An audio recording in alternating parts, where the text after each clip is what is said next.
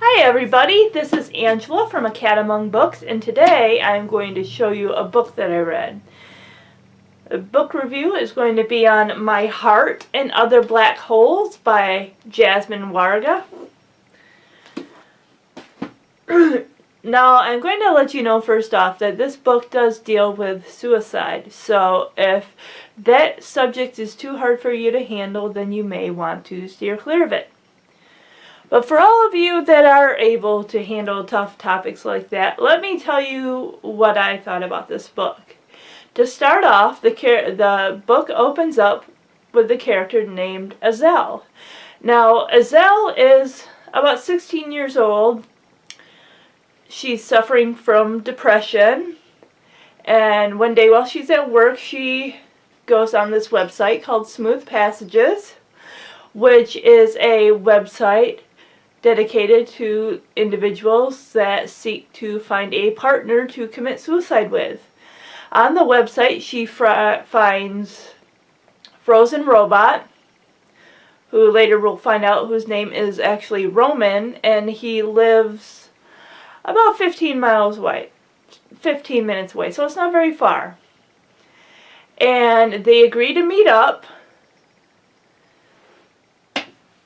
I want to read his message about his message on the forum that they go on. So it is on page 10.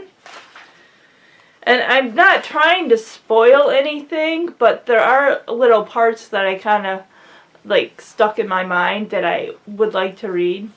So if you're okay with that, then I'll continue. This is his message. It's titled April 7th. I'll admit I used to think this was stupid. The whole point of killing myself is so I can be alone forever, so I never understand why I do it with someone else. But that's changed now. I'm different.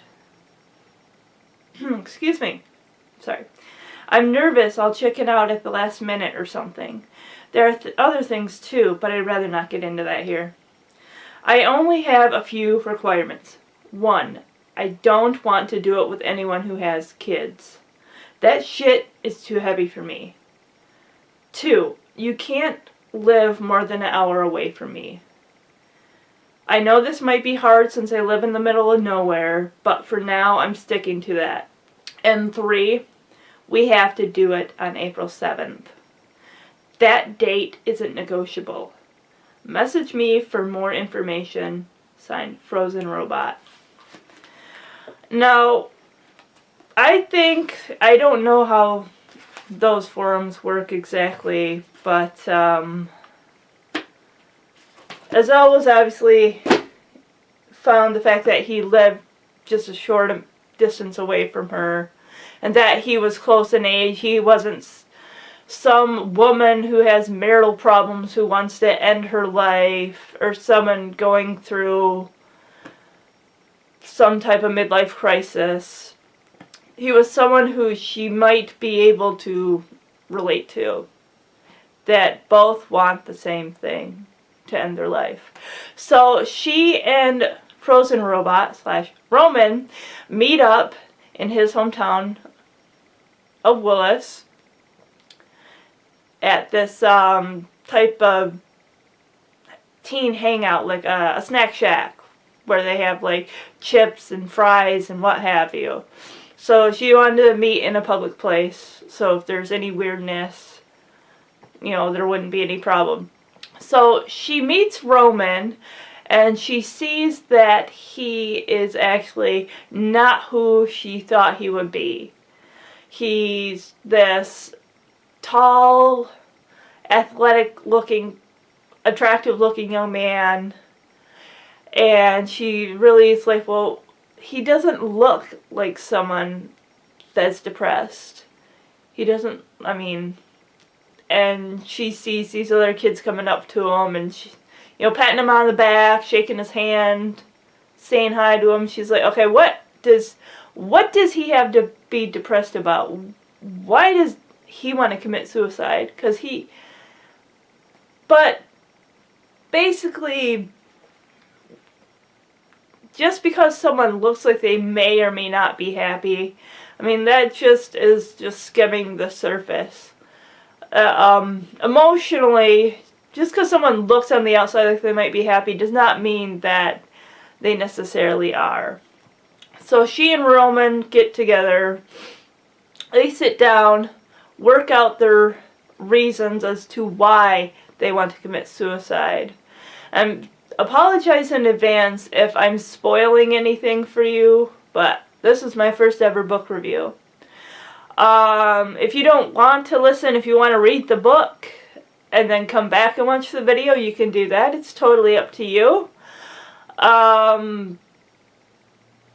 But anyway, they get to meeting. They decide on April 7th. I don't really want to go into a lot of details and just spoil the entire book for you. But a few key things that you'll find out early on, especially with Ezell, is that she lives in a small town. She lives with her mother, 2 half-siblings, and a stepfather. She lives with them because her father committed a crime, and being that she lives in a small town, news is spread all over, so she's kind of been pegged as a troublemaker due to what her father did. One of her reasons for committing suicide, and it's a big one, is the fact that her father, I'm spoiling it here anyway, but you'll find out, is that he suffered from a mental illness. And she is afraid that she has inherited this mental illness. That is her reason for wanting to commit suicide. Also, the fact that she feels that she isn't loved at home. Her mother ignores her, dotes on her other 2 children and everything. Ezell doesn't want to, you know, she's been living with her mom and half-siblings for a while, and she just feels really out of sorts. I mean, she doesn't fit in at school. She's really into science. She's a physics nerd. Sorry about saying nerd. I'm not trying to type anybody, but, you know, and one thing that, I mean, she's a sarcastic character. She has her moments, but honestly,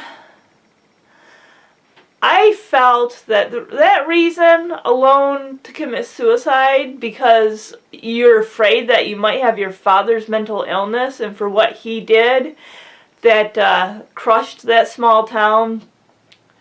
Early on, you find out that he was involved in an accident that killed this star, gonna be in the Olympics athlete. So why would people turn on her because of what her father did? That pissed me off. I mean, that small towns would rally against this kid who's going to go be in the Olympics. Like he's the greatest thing that, you know, I hate that. That pisses me off so much that she shouldn't have to go through that. And honestly, I wish that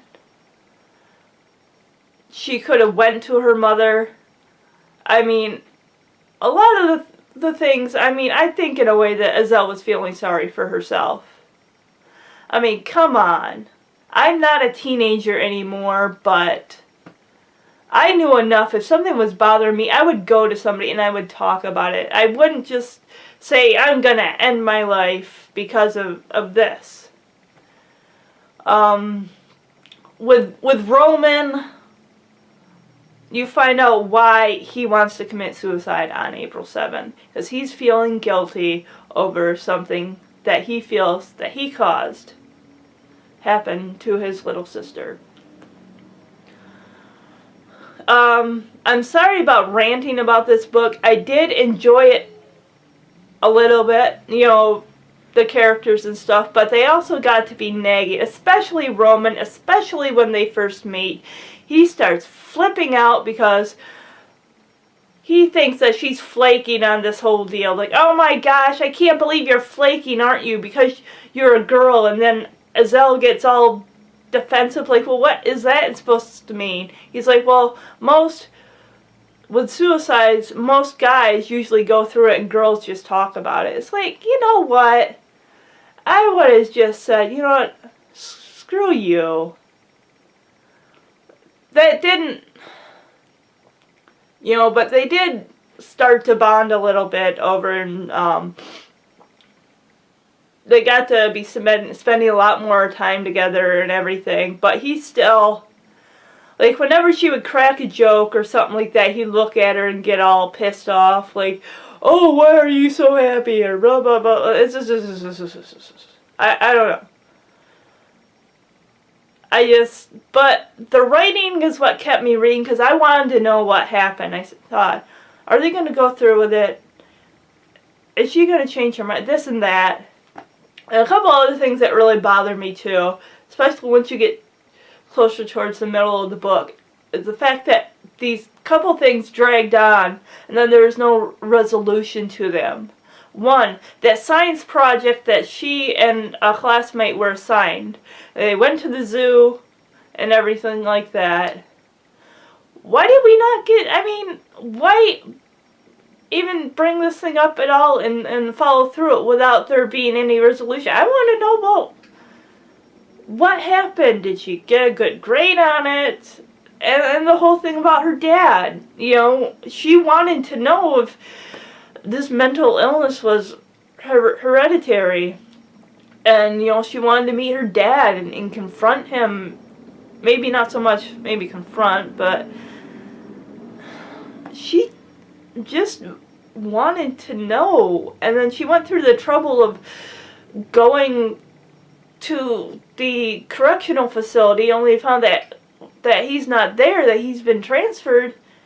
And then the guy's nice enough to give her a number to contact and everything like that. So it's like, towards the end of the book, I guess she didn't, after she talked to her mom about the whole thing, she didn't feel that she had to. Good for her, but it's like, I wouldn't have minded her talking to her dad, maybe clear some stuff up.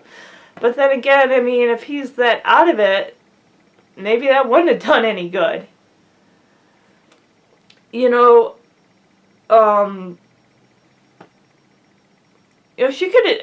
could have just talked to her mom about what was going on. Yeah, her mom had other children, but it's not like her mother or her half-sister didn't make attempts to be in her life. They did try to make her involved, but she kept pulling away. The same thing with the fact that she was pulling away from what friends that were left after what happened to her dad. It's like, you know what? Don't do that. You don't do that to friends. If they can be there for you, then take that in stride and take advantage of that. With Roman, I understood that obviously he felt very guilty and everything like that. His mother actually, after everything happened with his sister, his mother was advised to keep an eye on him. Don't let him be left by himself. Don't let him. That's why he couldn't drive anymore, because she didn't want him going off. She was that worried about him constantly being cheery and this and that. It's like,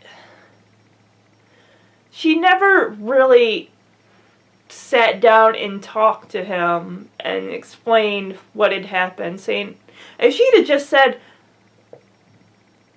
this isn't your fault what happened, I honestly wonder if that guilt would have been eating him up. I would think they must have had him seeing a psychiatrist.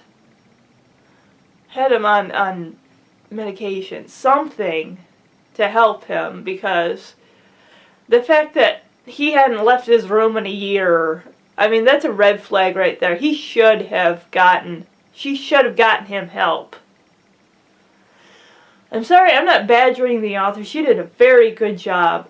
And despite all my ramblings and rants, I liked the book. The characters got on my nerves. That you can obviously tell. But overall, I kept reading it because I wanted to find out what was going to happen. And, it was a good ending. And I honestly hope that, that there was hope for the both of them. That they could get the help they needed.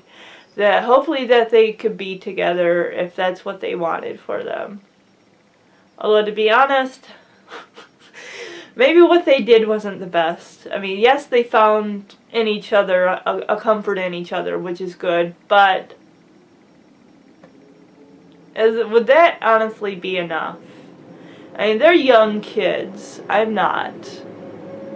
Maybe I just can't relate to kids anymore. I mean, I used to be one not too long ago, but kids today and kids 15 years ago are so different. Kids today go through a hell of a lot more than probably what kids 15 years ago went through.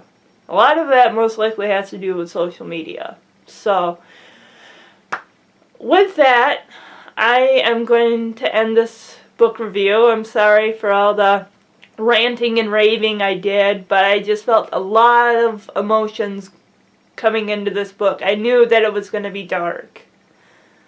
And it's the first contemporary on my shelf that I picked up in a while. I've been kind of steering clear of them for a while, because I had been getting more into adventure books and everything, and fantasy, because they seem to have a better pacing and everything. Not that this book didn't. It did. It had a good pacing. That's why I kept reading it, because I wanted to find out how it would end. So, all in all, if that's what you want to,